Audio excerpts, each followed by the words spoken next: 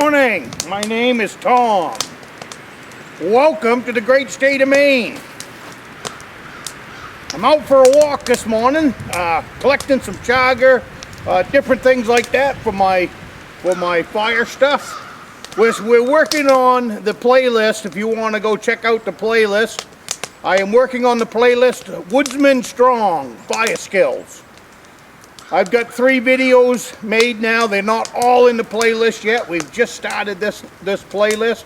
So if you're interested in checking out more Woodsman Strong Fire Skills, and there's going to be other things in there as we go. This is a playlist that I'm going to carry on with for this winter anyways. But what we're doing today is we're gonna be talking about, first of all, let's have some coffee. There are 2 items in the Maine forest that are king. And I also have some others. Let's look at a deck of cards. You've got kings, you've got queens, you've got jacks, you've got the spade, you've got, so let's start out with what's king. And then maybe later on we'll go with what's queen. Let's look at it that way. Instead of a scale of 1 to 10, everybody does that. What I want to do in this series is I want to get away from the norms. And what I mean by that is there are 10,000 videos out there on fire building on YouTube. And they're all the simple stuff. They're all the stuff that's passed on by, as far as I'm concerned, people that watch YouTube and say, oh, I can do a video better than that. So you're re-watching the same stuff, only on a different channel. I look at things a lot different than that. I look at things outside of the box. I look at things that are in my area. Your area might be different than mine. And that's what we're looking at. I've got some stuff coming up here. I don't want to let the cat out of the bag yet, but I've got a plant coming up that you're going to want to be a part of that video. I'm not going to let the cat out of the bag, but you stay in this series with me, and you will be seeing it soon. But anyways, today we're going to talk about king. What is king? King to me in the state of Maine, and we're blessed to have it, and we're blessed to have it in abundance. If you know what you're looking for, and you know where you're looking for it. It's chaga, it's king. King, let's say king number 2. Let's say king number 1 is white birch bark. White birch bark is I am glad that I live in a state that has white birch trees. Now, I don't leave the state of Maine that much, and I just assumed that across the United States that every state had white birch bark. Well, come to find out, that's not true. I learned that through YouTube. I learned that through my subscribers in their comments over the years. I never realized that white birch bark wasn't everywhere. So I feel bad for you people that don't live in a state that has white birch trees.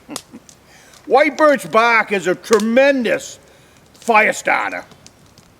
You can pull it up. Now, down here I've got a tree that's been on the ground for years. The whole inside of the tree will be rotted out. Sometimes when you see them laying on the ground, and you pick that bark up, and it's still usable as a fire tinder every time without fail. That's an awesome fire starter in those conditions. A tree that's on the ground, they're usually rotted beyond belief and no good at all. White birch bark isn't that way.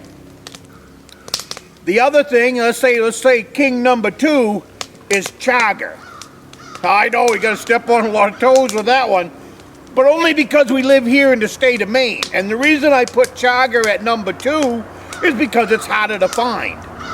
It's harder to find, and it also needs to be seasoned.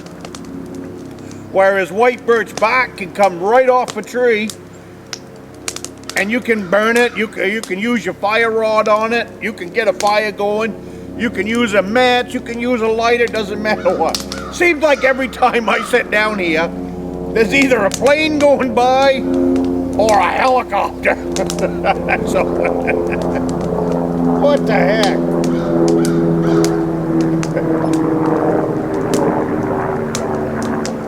We have, that's one of the ways you get people to the hospital here in the state of Maine, because it's rural. And so if you're in, you've been in a bad car accident or something like that, and I got a feeling that was that helicopter.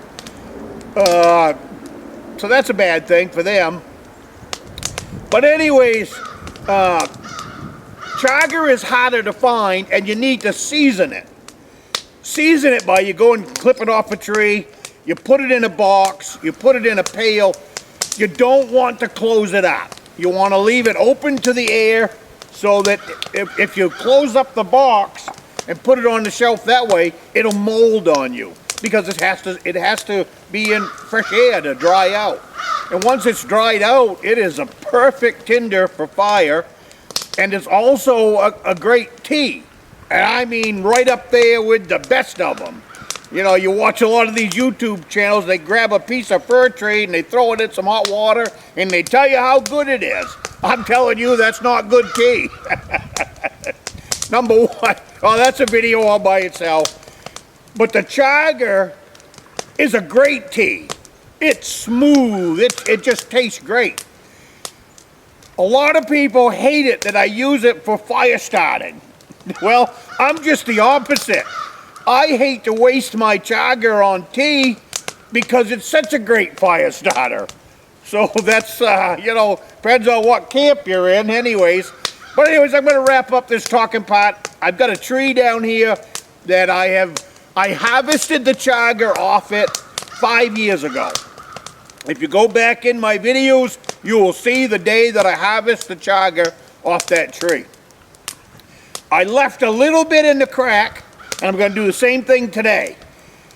I'm going to harvest the chaga, I'm going to leave some on the tree, and with any luck, I will look at that tree a year from now, and it will be starting to grow more chaga.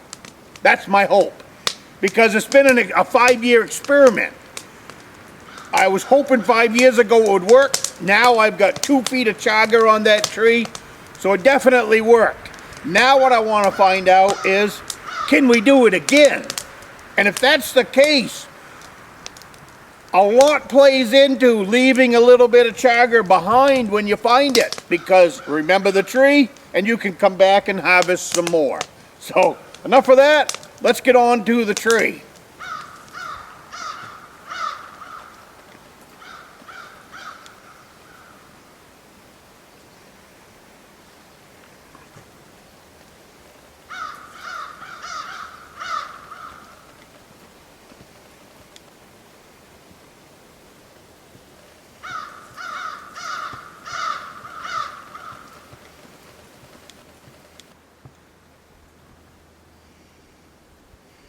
I'm standing next to an awesome piece of chaga, and this has been a great tree.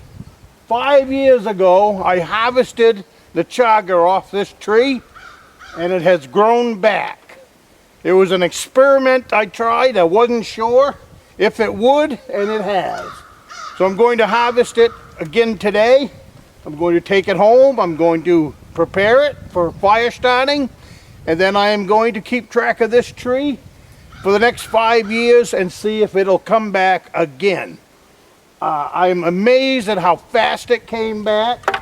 That's an awesome piece of chaga. So we're going to take that off the tree and enjoy my find. Then I'm going to take the camera and I'm going to show you. We've done this in the past. There is so many fire starters standing right here in this spot.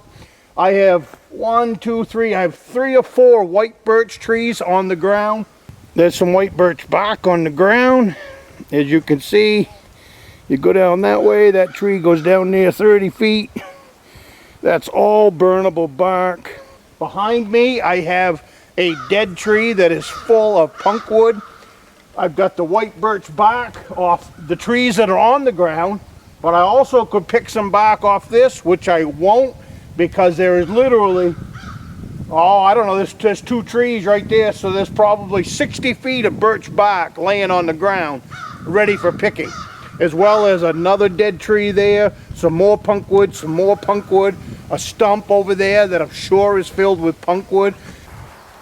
This right here is a dead white birch tree that fell down. I'll show you. It's laying down there on the ground. It's covered with bark.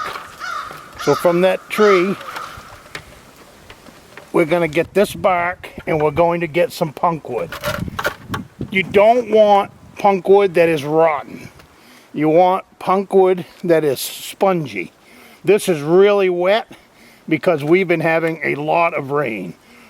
Punkwood and rotten wood are two different things. You don't want rotten wood. You want punkwood. Punkwood is squishy and soft like a sponge. And usually it'd be nice and clean. It's not laying on the ground. I see a lot of videos where people are picking it off the ground. You can find enough dead stumps and dead trees to find what you want for punkwood. And this stump, I wanted to pick on it because it's where I gathered the birch bark. So there's some more punkwood. See over here, this is rotten wood. You don't want rotten wood. See that up there? That's rotten. You don't want that. See this nice white clean stuff?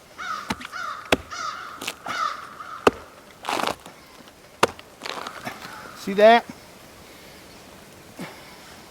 That is a great big piece of good, solid punkwood.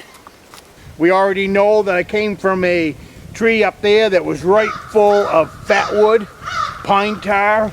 So there's so much fire starter right here. Why in the heck are we buying it at the store? You'll hear that in my videos often. Why buy it? Why lug it? Why carry it? It is all right here for the taking, especially if you live in a mixed forest like the state of Maine is. It's a mixed forest. But I am sure that in your backyard and where you go to recreate in the outdoors, there are fire starters there equally as well as what we have here in the state of Maine. You just need to learn about them. And each and every one of us can do our part and learn. This stuff is here. It is more fun to build a fire out of something you find than something you buy. Trust me, skills under your belt are much more enjoyable out here in the woods.